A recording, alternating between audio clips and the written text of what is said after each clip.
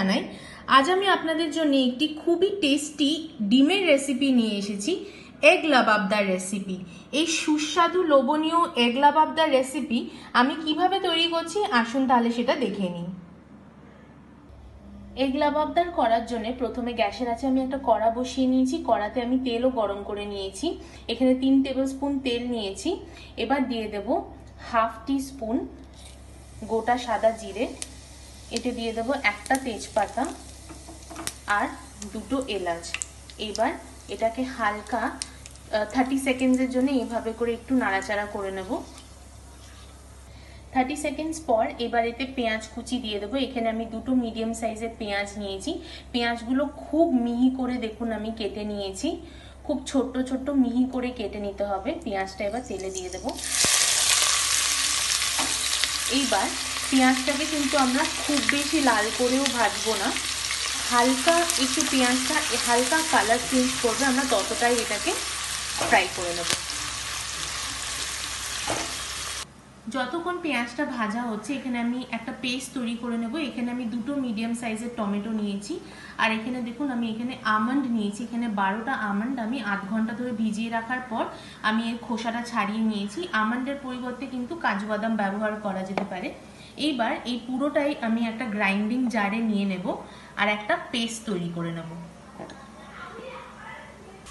পেঁয়াজটা দেখুন হালকা কালার চেঞ্জ হয়েছে আর খুব হালকাভাবে লাল হয়েছে। এইবার এতে আমি দিয়ে দেব হাফ টি স্পুন দেব আদা বাটা আর 1 টিস্পুন রসুন বাটা, পুরোটা দিয়ে দেব। এইবার খুব ভালো করে এটা ভেজে নিতে হবে যতক্ষণ না আদা রসুনের যে একটা কাঁচা ভাব থাকে সেই কাঁচা ভাবটা যতক্ষণ না চলে যায় আমরা এটাকে এরকম ভেজে নেব। এইবার এতে আমি কিছু শুকনো মশলা দিয়ে দেব।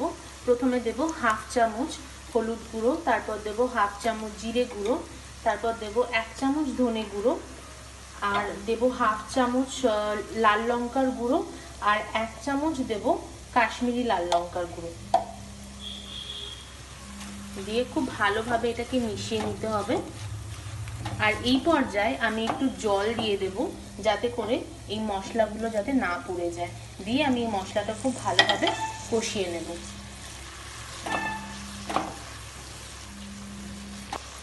দেখুন মশলাটা আমি খুব ভালোভাবে কষিয়ে নিয়েছি। দেখুন মশলা থেকে তেলও ছেড়েছে। এইবার এই পর্যায়ে আমি যেই টমেটো আর বাদাম পেস্টটা করে রেখেছিলাম সেই টমেটো আর বাদাম পেস্টটা দিয়ে দেব।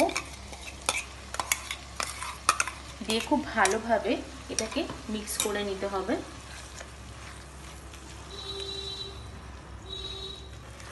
দেখুন খুব ভালোভাবে আমি মিক্স করে নিয়েছি। এইবার গ্রাইন্ডারে যেই একটু টমেটো আর বাদাম পেস্ট লেগেছিল তাতে আমি সামান্য একটু জল দিয়ে সেই জলটা দিয়ে দিলাম। এইবার একটু নাড়িয়ে নেব আর এবার এটাকে ঢেকে আমি এই মশলাটাকে কষিয়ে নেব। আরেকটা কথা মাথায় রাখতে হবে, ঢাকা অবস্থায় মাঝখানে কিন্তু খুলে খুলে নেড়ে দিতে হবে, কারণ যেহেতু বাদাম রয়েছে তলায় লেগে যেতে পারে। এবার এটা আমি ঢেকে মশলাটা কষিয়ে নেব। এবার আমি ঢাকনাটা খুলবো। এখানে আমি 7-8 মিনিট পর ঢাকনাটা খুলছি। এর মাঝে কিন্তু আমি এটা গ্রেভিটা নাড়িয়ে দিয়েছিলাম, যেমনটা বলেছিলাম যে এটা নাড়াতে হবে, কারণ যেহেতু বাদাম রয়েছে তলায় লেগে যাওয়ার সম্ভাবনা থাকতে পারে। এইবার দেখুন খুব ভালোভাবে মশলাটা কষানো হয়ে গেছে আর তেলও ছেড়েছে খুব ভালো। এইবার এতে দিয়ে দেব হাফ কাপ জল দিয়ে দেব। এটা গ্রেভির জন্য জলটা দেব। আর আরেকটা কথা বলে দিই, এই লাবাবদার এই রেসিপিটাতে কিন্তু খুব বেশি গ্রেভি থাকে না, আবার খুব ঘন গ্রেভিও থাকে না, তো সেই বুঝেই আমি এখানে জলটা দিয়েছি। এখানে আমি হাফ কাপ জল দিলাম। এইবার এতে আমি কিছু মশলা দিয়ে দেব। এইবার এতে দিয়ে দেব ফ্রেশ ধনেপাতা কুচোনো, কিছুটা দেব আর কিছুটা রেখে দেব, পরেও লাগবে।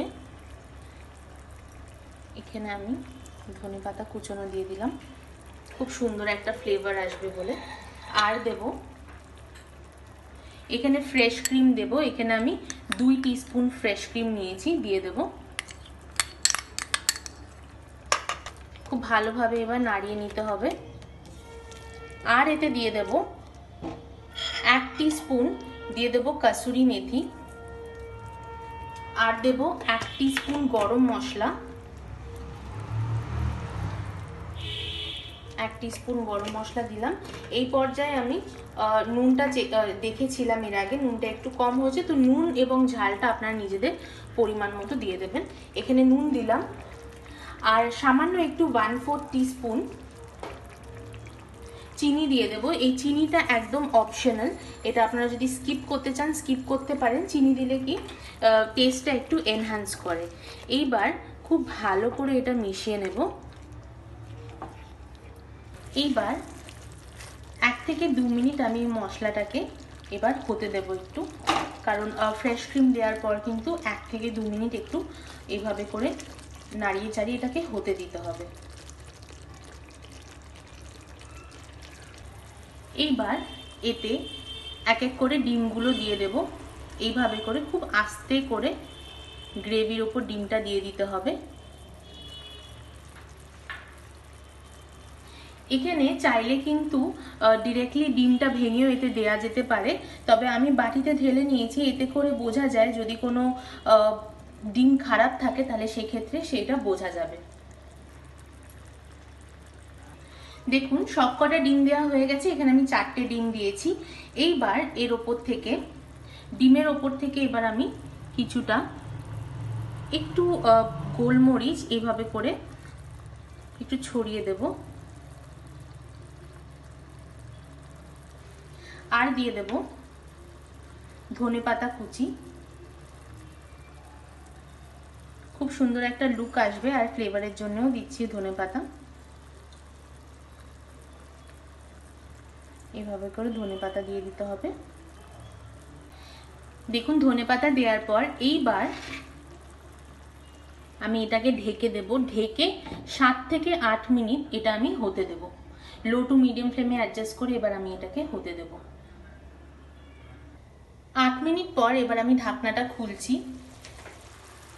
দেখুন কি সুন্দর দেখতে হয়েছে, আর দারুণ একটা সুগন্ধ বেরিয়েছে।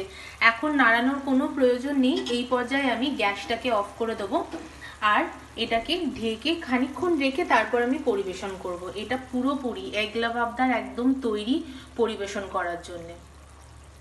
এবার এটাকে আমি ঢেকে খানিকক্ষণ স্ট্যান্ডিং টাইমে রেখে তারপর পরিবেশন করব। দেখুন আমাদের এগ লাভাবদার একদম রেডি হয়ে গেছে। কি সুন্দর দেখতে হয়েছে দেখুন, আর দারুণ একটা সুগন্ধ বেরিয়েছে। তাহলে এই রেসিপিটা আর এই ভিডিওটা কেমন লাগলো অবশ্যই আমাকে কমেন্ট করে জানাবেন, আর এইটা বাড়িতে অবশ্যই করে একবার ট্রাই করবেন। এটা রুটি, পরোটা, নান, কুলচার সাথে দারুণ লাগে খেতে। তবে ভাতের সাথেও কিন্তু খুব একটা মন্দ লাগে না, ভাতের সাথে কিন্তু অপূর্ব লাগে খেতে। এটা তাহলে কেমন লাগলো আমাকে জানাবেন, আর এই ভিডিওটা ভালো লাগলে অবশ্যই লাইক, শেয়ার আর সাবস্ক্রাইব করার অনুরোধ রইল। তাহলে একটা ডিম আপনাদেরকে তুলে দেখায় যে কেমন হয়েছে। দেখুন কি সুন্দর দেখতে হয়েছে। দেখুন এইভাবে করে যদি সার্ভ করা যায় দারুণ। হালকা একটু গ্রেভি,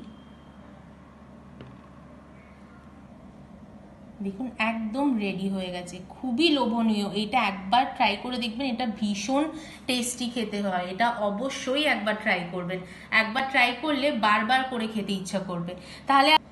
তাহলে ভিডিওটা আজ এখানেই শেষ করছি। আবারও আসবো আরেকটি নতুন রেসিপি নিয়ে। আপনারা খুব ভালো থাকবেন, সুস্থ থাকবেন। ধন্যবাদ।